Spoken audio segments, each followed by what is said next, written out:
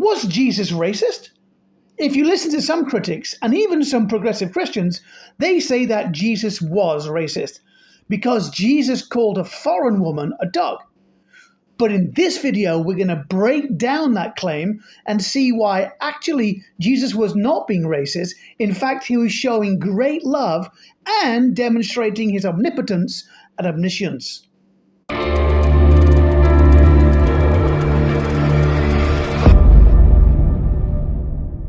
In Mark chapter 7, Jesus and his apostles had traveled to the area of Tyre and Sidon. And in this area, they have an encounter, well, Jesus has an encounter with a Syrophonecian woman. The woman hears about Jesus and begs Jesus to cast out an unclean spirit from her daughter. We read Mark 7:24-30. And from there he rose and went away to the region of Tyre and Sidon. And he entered a house and did not want anyone to know, yet he could not be hidden. But immediately a woman whose little daughter had an unclean spirit heard of him and came and fell down at his feet. Now the woman was a Gentile, a Syrophonecian by birth, and she begged him to cast the demon out of her daughter. And he said to her, "Let the children be fed first, for it is not right to take the children's bread and throw it to the dogs." But she answered him, "Yes, Lord, yet even the dogs under the table eat the children's crumbs." And he said to her, "For this statement you may go your way. The demon has left your daughter."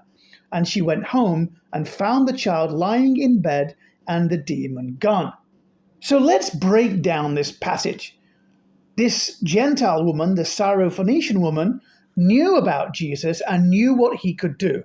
So she went to him full of faith, full of determination that her daughter would have the demon cast out. To which Jesus replies, "Let the children be fed first, for it is not right to take the children's bread and throw it to the dogs." It is supposedly this verse that makes Jesus a racist. But let's take a closer look at the Greek word used, which is translated in the English as dog. The Greek word kuon, which is Strong's 2965, is indeed a negative word and is often used to talk about the unbelievers and those who are deserving of God's punishment. We see this word translated in other passages such as Matthew 7:6. "Do not give dogs what is holy, and do not throw your pearls before pigs, lest they trample them underfoot and turn to attack you." Also in Philippians 3:2, "Look out for the dogs, look out for the evildoers, look out for those who mutilate the flesh." However, the word translated as dogs in Mark 7 is not kuon, instead it's kainarion, which actually means a puppy or a little dog or a beloved dog. This is Strong's 2952. Kainarion has an affectionate and a positive meaning. It's used to describe animals that are kept in the house. These animals are loved and they are basically pets. They are often found at the feet of the master. From a cultural perspective then, and this is even true I think in modern day, it's that the human children, the children of the master, they would eat first. After the children ate, then the dogs or any other animals or pets, then they would eat. So it's not about Jesus being racist. Jesus is not saying, no, you can't have any food or you can't have any miracles because you're a foreigner. No, in fact, Jesus is saying, look, you are a dearly beloved puppy. You are beloved. God loves you. You are at the feet of the master. So what Jesus is saying here is that I've come here, first of all, for the nation of Israel. I've come for the Jewish people. After that, the Gentiles will also hear the good news. But my ministry is here for the Jewish people. And the Jewish people are the children. And in this analogy, the Gentiles are the dogs, but which is the Greek word kanarion. In other words, they are puppies or beloved animals. This does not show any kind of negativity or racism at all. In fact, far from being racist, it's very inclusive. The only difference is the order in which they eat. Jesus is not saying that you dogs or you Gentiles are less and you're not loved. No, he's saying is that I've come first of all for the Jewish people, the nation of Israel. Then after that, the Gentiles will also get to hear the good news. But the woman's reply is also very telling. She's not offended or anything like that.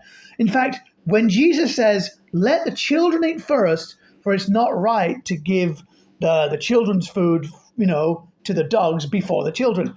To which basically she says, yes, I know, but even while the children are eating, some crumbs can be given to the dogs. I think the woman knew exactly who Jesus was. Her faith brought her to Jesus. She knew that Jesus had come first to the Jews, and she knew that she wasn't a Jew. She knew her place.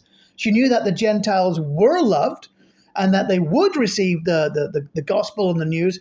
But she was also very clever. She also said, yes, but while the children are eating, in other words, while Jesus was ministering to the Jews, you can also give us some crumbs. In other words, you can still perform miracles to the Gentiles, even though their time hasn't fully come yet.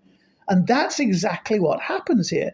She is expressing faith and her knowledge in who Jesus is. How did Jesus reply?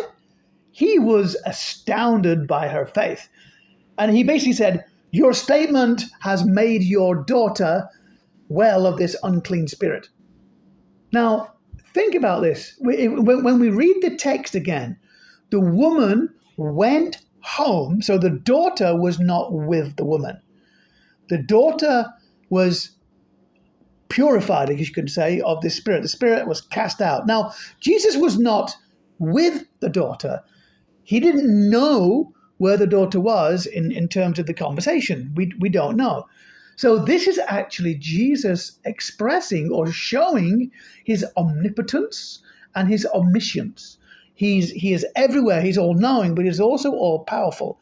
He didn't ask the woman, where is your daughter staying? What house? And I will send someone to heal her. No. He said, basically, your faith has made your daughter well.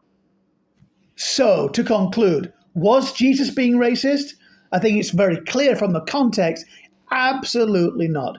Jesus was showing his love for the woman and his willingness to perform a miracle because of the woman's faith and knowledge of who he is. Although his ministry was for the nation of Israel, he willingly granted a miracle or performed some powers to show to people and to her that he is indeed God, the omniscient, omnipresent God of the universe. So that's the end of the video. I hope you found this short video interesting and educational. Don't forget to subscribe to the channel, like the video, share the video, and comment on the video. And remember, faith is not fairy tales, and God is real.